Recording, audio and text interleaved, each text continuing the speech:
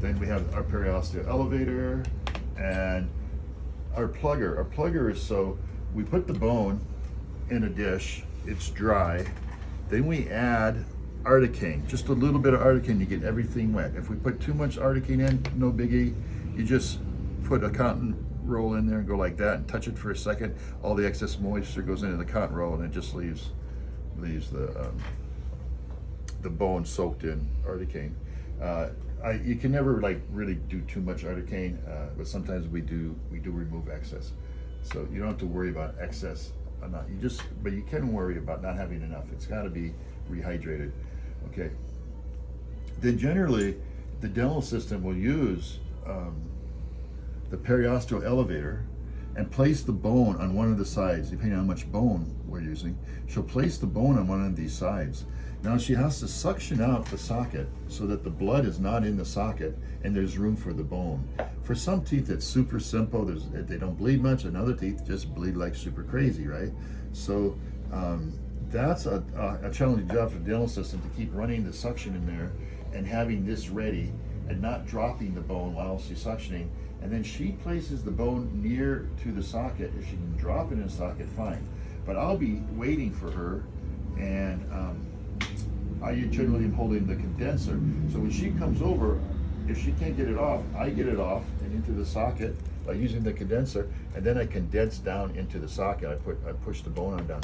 Her job then is to grab a cotton pliers, and from this point on, she can't suction near the tooth. She can suction away from the tooth, but not near the tooth.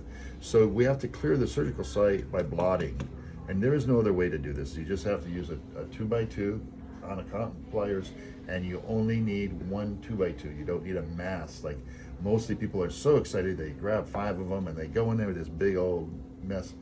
Just grab one and blot. It'll take up all the blood we need, okay? And then you can use this over and over until it gets pretty soaked, and then you can use another one.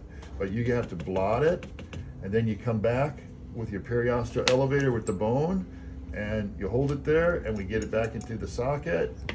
Then I pound it into the socket.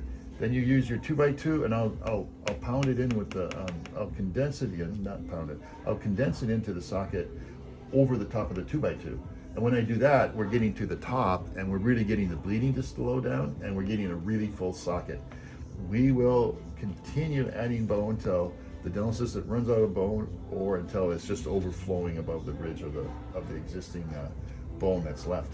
Okay, and then I'll place sutures. I pretty much place 3 sutures across the top of the flap. So we have a hole.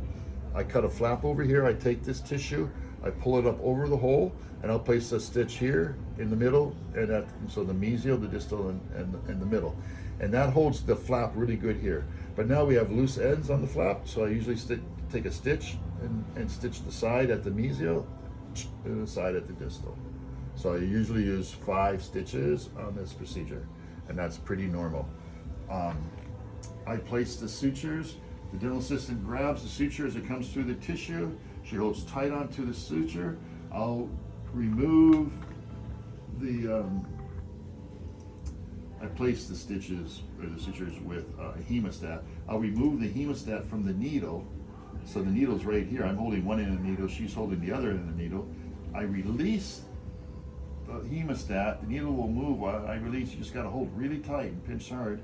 I'll remove the hemostat. Then you take the needle and you curve it up and out, and you give it back to me. I'll grab the needle with my hemostat, and then I'll reset the needle and the hemostat, and I'll go in and do another stitch. Okay, so I'll do that 5 times. So I do not stitch on my own. The dental assistant is there helping me stitch, helping me be successful in grabbing the needle and getting it through the tissue. And sometimes the needle will just be poking, and she can see it poke on the other side, and she'll take the cotton pliers, put it around the needle, and push the tissue down, and the needle will poke its head out. Make sense? Okay. And then you grab onto the needle. Okay.